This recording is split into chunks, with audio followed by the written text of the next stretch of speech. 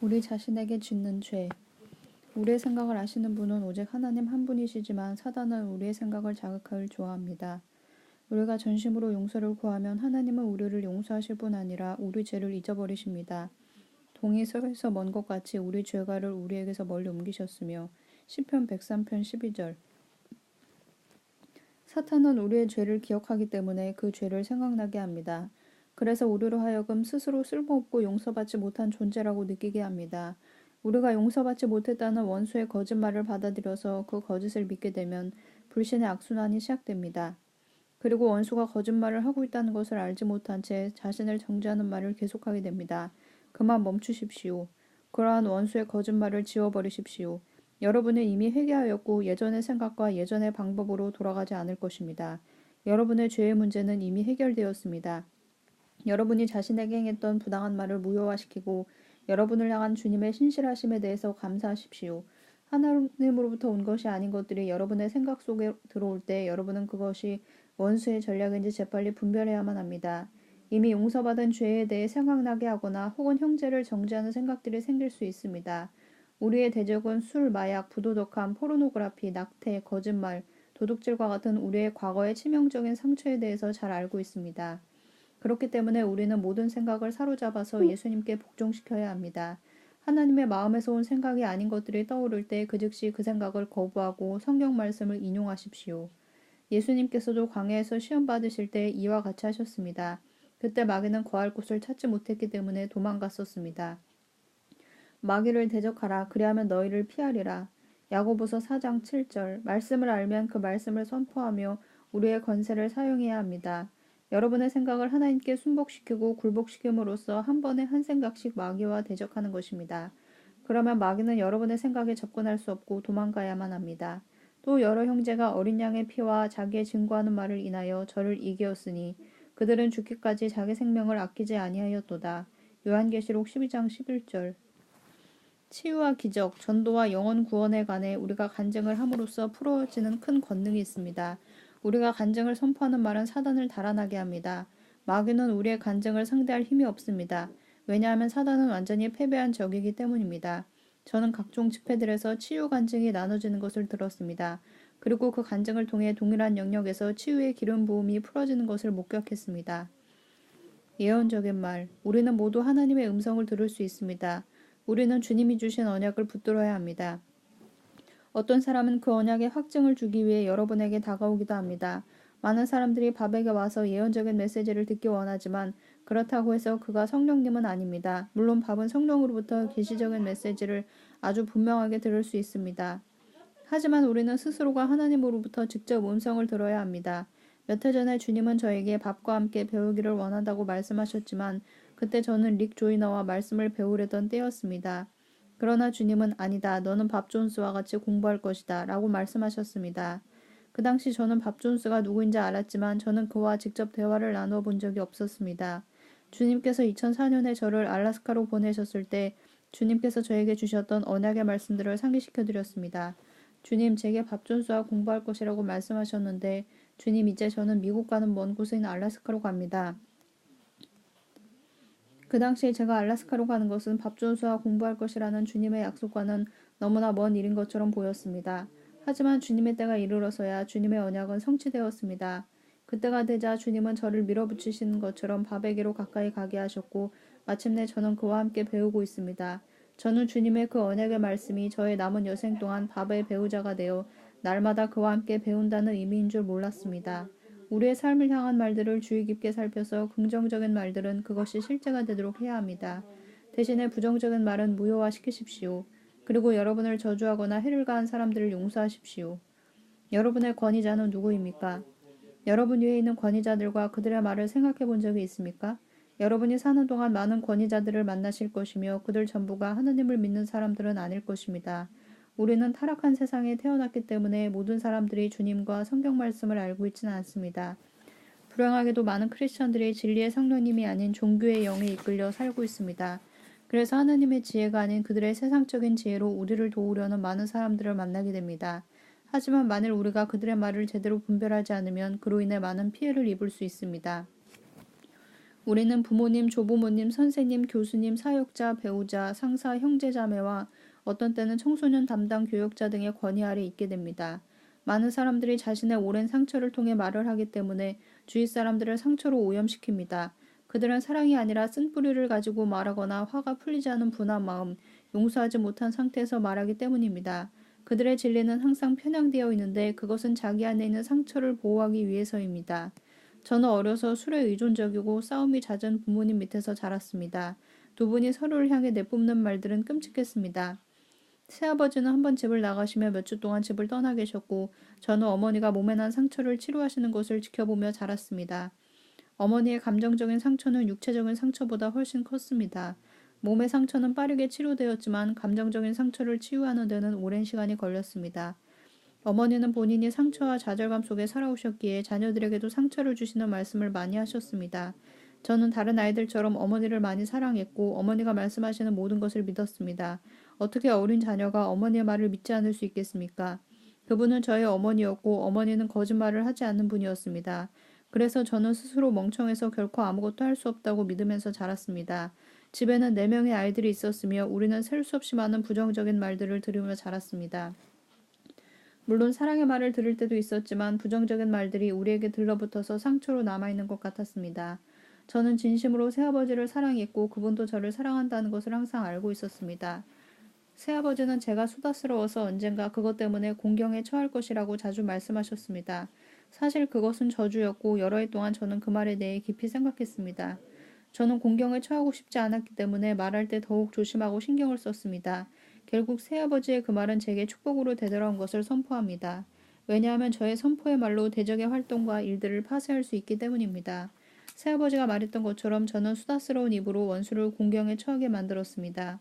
저희 언니는 배우는 일에 서툴다는 말을 들어왔습니다. 아마 학교에서 최고의 성적을 내지는 못했었나 봅니다. 그녀가 격려의 말을 들어왔다면 더 좋은 성적을 받았을지도 모릅니다.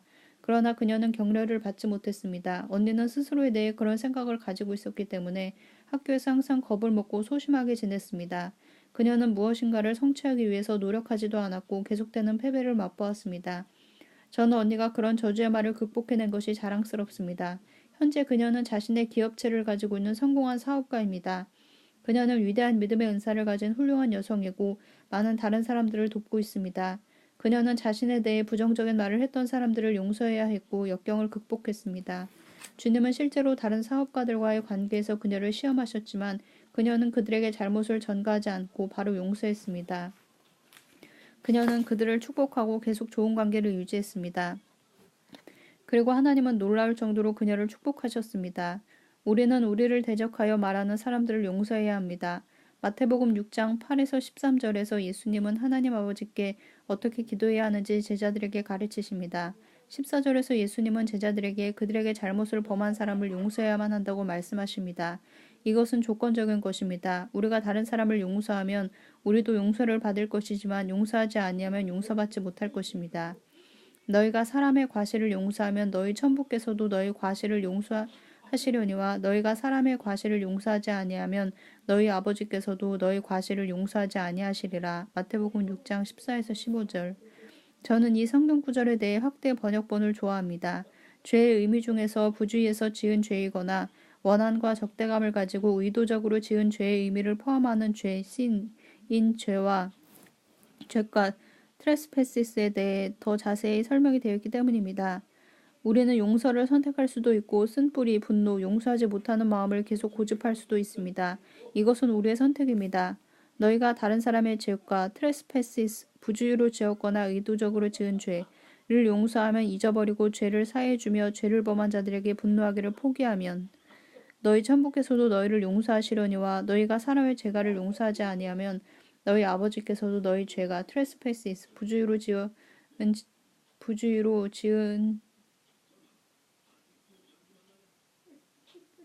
지었거나 의도적으로 지은 죄를 용서하지 잊어버리고 죄를 사해주며 죄를 범한 자들에게 분노하기를 포기하지 아니하시리라. 마태복음 6장 14에서 15절.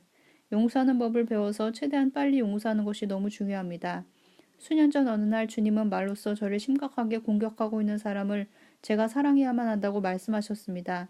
그 사람은 저를 상대로 끔찍한 비난을 퍼부었고 다른 사람들이 저에게서 등을 돌리고 돌아서도록 하였습니다. 저는 주님께 그 사람을 사랑할 수 없을 것 같다고 말씀드렸습니다. 하지만 주님은 너는 그를 사랑해야만 한다 라고 말씀하셨습니다. 다시 저는 주님께 주님 저는 할 수 없습니다 라고 말씀드렸습니다.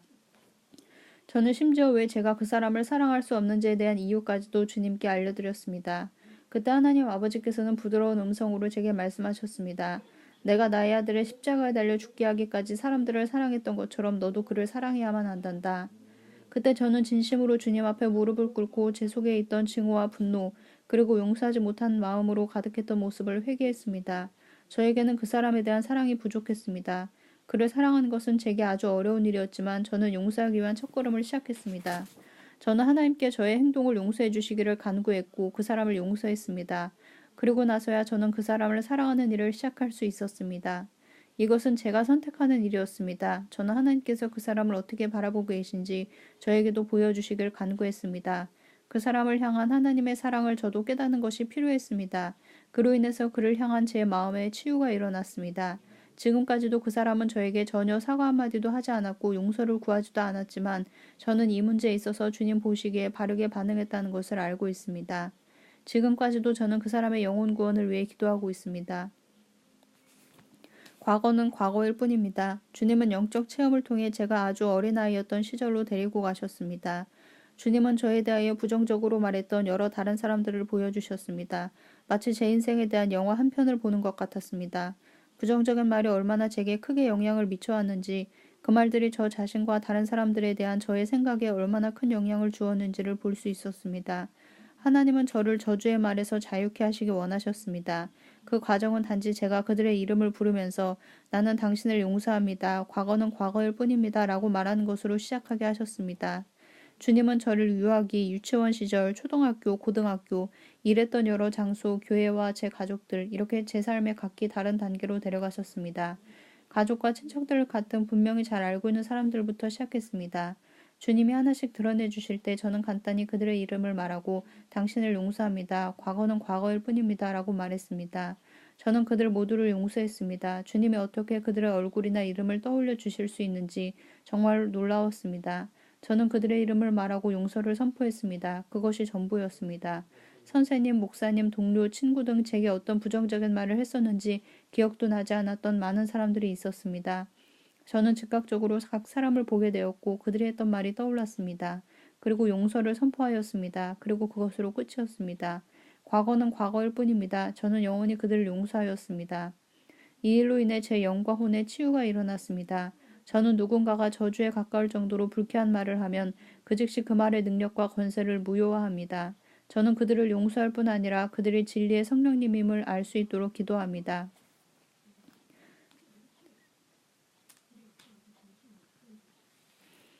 자아의 죽음. 몇 년 전 성령님은 언약궤를 볼 수 있는 어떤 곳으로 저를 데려가셨습니다. 언약궤는 너무나 눈부시게 아름답고 영광스러웠습니다. 저는 손을 뻗어 만져보고 싶었지만 주님은 안 된다고 하셨습니다. 그곳은 많은 방들이 있는 고대 건축물처럼 보이는 장소였습니다. 각 방은 서로 다르게 꾸며져 있었지만 모두 예수님에 관한 것이었습니다. 너무나 아름다웠고 영광스러웠습니다. 벽, 천장, 가구와 바닥까지 예수님으로 가득했습니다. 그곳에서 너무나 큰 경외심을 느꼈기에 말로 형용할 수가 없을 정도였습니다. 우리는 아주 큰 방을 지나갔습니다. 우리가 있던 방으로부터 갈라져서 작은 방들이 이어져 있었습니다. 그때 문이 열렸고 우리는 그 문을 통해 안으로 들어갈 수 있었습니다. 놀랍게도 그 방은 죽은 시체들로 채워져 있었습니다. 적어도 39 정도의 죽은 시체들이 두 줄로 나란히 놓여 있었습니다. 제가 내려다보았을 때 그 시체들은 성숙한 모습을 한 저 자신임을 알게 되었습니다. 각각의 시체는 제가 기꺼이 제 의지를 들여 주님께 순복하며 죽고자 했던 순간의 저의 모습들이었습니다. 제 영 안에서 그런 깨달음과 통찰력이 들어왔습니다. 제가 고개를 들었을 때 양쪽으로 열리는 커다란 갈색 문이 우리 앞에 있었습니다. 문이 열리면서 주님은 어느 쪽으로 가기를 원하는지 저에게 물으셨습니다. 저는 오른쪽이요 라고 대답했습니다. 그때 바람처럼 재빨리 문이 열렸고 우리는 그 안으로 들어갔습니다. 제가 보지 못하고 지나쳐왔던 것을 보려고 저는 왼쪽을 살며시 쳐다보았습니다. 그곳에는 아름답고 영광스러운 제단이 있었습니다. 그러나 저는 이미 구원받았기에 그곳에 갈 필요가 없었습니다. 저는 오른쪽으로 인도되었고 그곳에는 예수님께서 결혼 침대 위에 계셨습니다. 저는 예수님과 함께 있었습니다. 그분은 너무나 아름다우셨고 그분은 저를 안아주시기 위해 팔을 뻗으셨습니다. 저는 그분을 안아드리고 싶었지만 그렇게 할 수 없었습니다. 오히려 저는 그분의 용서를 구하면서 얼굴을 감싸야 했습니다. 제가 주님께 완전히 순복하기 위해 또 한 번의 자아의 죽음이 필요했습니다. 제 속에는 아직도 다른 사람에 대한 증오가 있었고 저는 그것을 알고 있었습니다. 여러분이 주님의 임재로 들어가게 되면 오직 진실만이 드러나게 됩니다. 아직도 다른 사람에 대해 증오를 품고 있던 마음이 그대로 드러났습니다. 주님의 임재 안에 있었지만 주님 품에 안기는 대신 제 입에서 이렇게 마음속에 증오를 품고 있는 저를 용서해 주세요 라는 말이 나왔습니다. 저는 격하게 흐느껴 울었고 주님께 용서를 구하고 있었습니다. 제 마음속에 있던 증오가 밖으로 드러나자마자 그것은 완전히 사라졌고 저는 용서받았습니다. 그분의 임재 가운데 더 머물기를 원했지만 저는 다른 문을 통해 밖으로 인도되었습니다. 지난 시간 동안 수많은 자아의 죽음을 의미하는 시체들이 놓여있던 방에 또 하나의 시체가 추가되었을 거란 생각에 그 방을 한 번 더 보고 싶어졌습니다. 저는 모든 것을 내려놓는 실제적인 자아의 죽음에 대해 배웠습니다. 우리는 우리에게 잘못을 행하고 우리를 대적하는 사람들을 용서해야만 합니다.